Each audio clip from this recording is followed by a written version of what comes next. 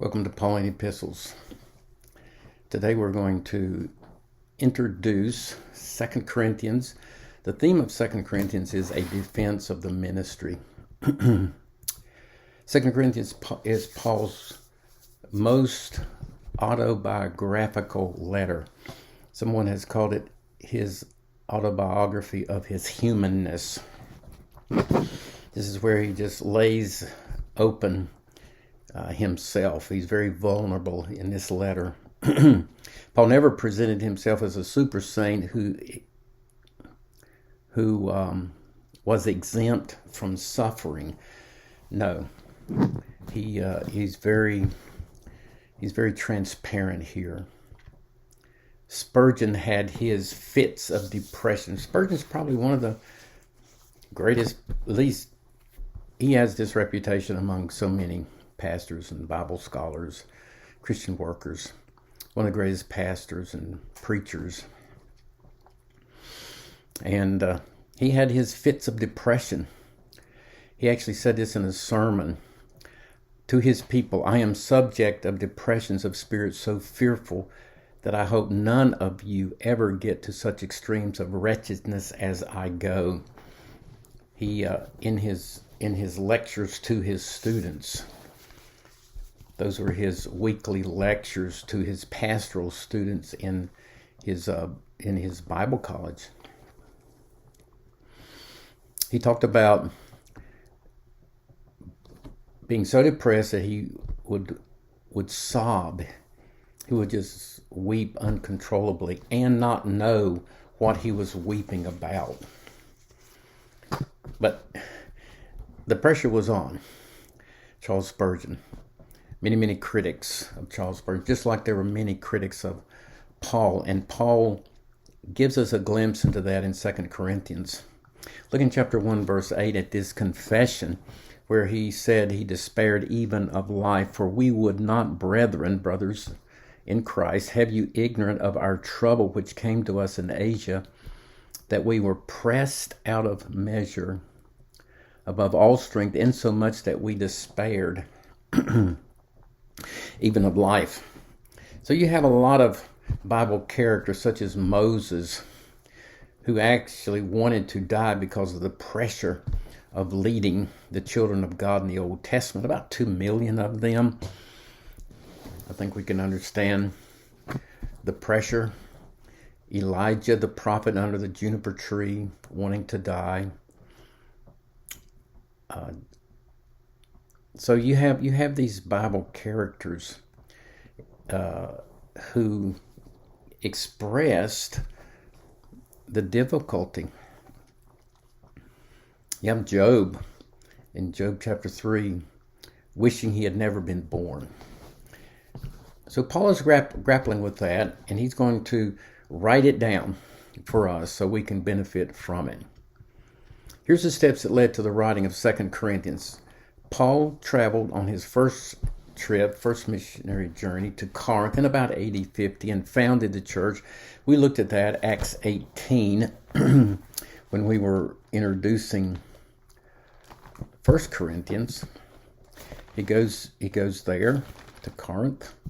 That's where he meets Aquila and Priscilla because they were of the same trade. They were tent makers. And they strike up a lifelong friendship and ministry together. Often where Paul was starting a church, that church would meet in Aquila and Priscilla's house. And then Paul traveled to Ephesus. That's Acts 18 and 19. And then Paul writes his lost letter that we referred to. He goes to Ephesus, Acts 19, and there a delegation from the church at Corinth came to him, the house of Chloe, 1 Corinthians 1:11, and some wrote letters. I want to go to that 1 Corinthians chapter 7 and verse 1, where Paul refers to that. So it seems like two different sources of church problems were brought to Paul's attention from the house of Chloe about divisions in the church, And then chapter 1 Corinthians 7:1, now concerning the things whereof you wrote unto me. There he addresses some issues. And then in chapter 16, verse 1, he says a similar thing. Now concerning the collection, probably now concerning the collection because you wrote unto me about that. So Paul, he wrote the lost letter that we referred to, that he refers to in 1 Corinthians 5:9, but it did not accomplish its goal. Paul made a painful visit to Corinth that he refers to in 2 Corinthians chapter 13 and verse 1. This is the third time that I am coming to you. And then in chapter 2 of 2 Corinthians, he refers to this as a painful visit. But I determined this with myself, that I would not come again to you in heaviness. He had previously been there in heaviness. So he writes the letter. He writes this letter that is lost. Paul makes the painful visit, and then he writes again. This letter is referred to as a sharp and sorrowful letter in 2 Corinthians 2:4. For out of much affliction and anguish of heart I wrote unto you. This was carried by Titus. Paul went to Troas to meet Titus. We're in 2 Corinthians 2, look in verse 12. Furthermore, when I came to Troas to preach Christ's gospel, and a door was opened unto me of the Lord, I had no rest in my spirit, because I found not Titus my brother, but taking leave of him, I went from there to Macedonia, probably Philippi. Paul and Titus had this agreement that Paul would meet Titus in Troas to learn of the effect of this painful letter, this painful trip. But Paul goes to Troas, as he just referred to. Titus was not there. There's some kind of miscommunication going on. So Paul goes on from Titus, from Troas, which was like the last city in Asia, and he crosses over into Europe. This is recorded in Acts 16 and verse 8. And they, passing by Mysia, came down to Troas, and a vision appeared to Paul in the night. There stood a man of Macedonia and asked him, saying, come over into Macedonia. So Paul goes there. And if you go to 2 Corinthians 7:5, we read, for when we were come into Macedonia, our flesh had no rest, but we were troubled on every side. Without were fightings, within were fears. Nevertheless, God, who comforts those that are cast down, comforted us by the coming of Titus. Paul finally meets Titus. The plan was originally to meet at Troas. Titus was not there. Paul moves on to Philippi, and Titus is there. And Titus brings good news, bad news. Titus brought good news that the church as a whole had responded to. As a whole had responded to Paul. That's why Paul could say in 2 Corinthians 7:6 that he was comforted. But Titus also brought bad news concerning Jewish false teachers in the church that opposed Paul. They viciously criticized Paul's change of plan to visit Corinth. We'll talk about that later. They criticized him for collecting money for the poor saints. And They criticize Paul's apostolic authority.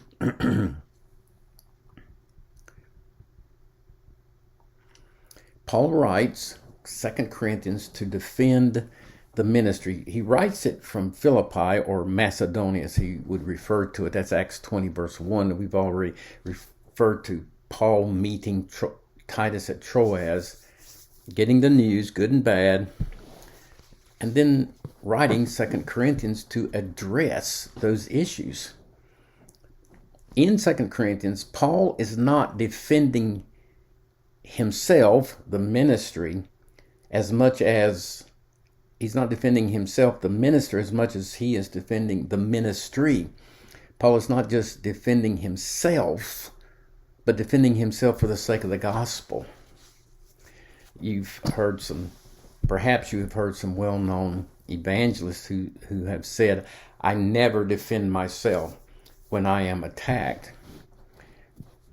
And neither is Paul defending himself, but he has to defend his ministry to the Corinthians because they had been influenced by false teachers. Sometimes you just have to confront the issues, and Paul does that. That's basically the outline of 2 Corinthians. In 2 Corinthians 1-7, the ministry is explained. They had criticized him for changing his plans. He had plan A, plan B, plan C about coming to see the Corinthians, and they used that to criticize him. He addresses that in the first 7 chapters. They criticized him for collecting money. The ministry of giving is encouraged, so he explains to the Corinthians this ministry of giving and why it is important. He is addressing every attack upon him. And then they had attacked his apostolic ministry. They were challenging his authority. And so Paul has to, again, defend the ministry. There's a contrast between 1st and 2nd Corinthians. We've gone through 1 Corinthians. We surveyed it. 1 Corinthians deals with church issues and practical solutions. 10 problems, 10 solutions in the church at Corinth. 2 Corinthians is an impassioned self-defense of a wounded preacher. He is hurt, and he is defending the ministry. 1 Corinthians is more systematic. 2 Corinthians is less systematic and more emotional.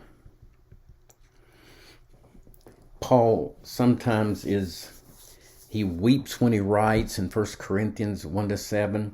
Sometimes he is angry when he writes that last part, chapters 10-13, because they are questioning his authority, and that authority had come from the Lord. Dr. Earl Griffith used to teach pastoral theology here at our school, and he said this: preachers, when they preach, are either mad, glad, or sad. And Paul, in this letter, I think was all three. He was mad because of their critical spirit. God's not pleased with the critical spirit, neither was the Apostle Paul. He was glad that some had responded to his letters, to his visit, but then he is sad. He's sad that they had turned against the one who, in many cases, he had led them to Christ. He had founded that church, and now they had turned against him. I refer to Charles Spurgeon. Charles Spurgeon had 3 big controversies in his life and ministry. The last was called the downgrade controversy. That's where he exposed the false teaching in his denomination, which was the Baptist Union. And he had a newsletter called The Sword and the Trowel, based on Nehemiah. When they rebuilt the wall, they rebuilt with a trowel in one hand to lay the block, the brick, the stone, But they had a sword in the other, the sword and the trial. And by that, Spurgeon says, he was saying, we build in our ministry, but we battle in our ministry. We battle against error and false teaching. The Baptist Union voted Charles Spurgeon out of their denomination. And what broke the heart of Charles Spurgeon told a friend, "This will end my life prematurely." But what broke his heart was that many of the graduates of his Bible college voted with the denomination to expel Spurgeon from the denomination. Spurgeon experienced what Paul experienced with the Corinthians, and now he is addressing that. It's just a good lesson for all of us, whether we're in the ministry or not in the ministry. We may not be in the professional ministry of pastoring and preaching, missionary work, but we are in the ministry of serving the Lord. And Paul said, if you live godly, for those who live godly, they shall suffer persecution for the gospel's sake. And I think this letter is a good letter to encourage us how to defend the ministry and how to continue on in the ministry.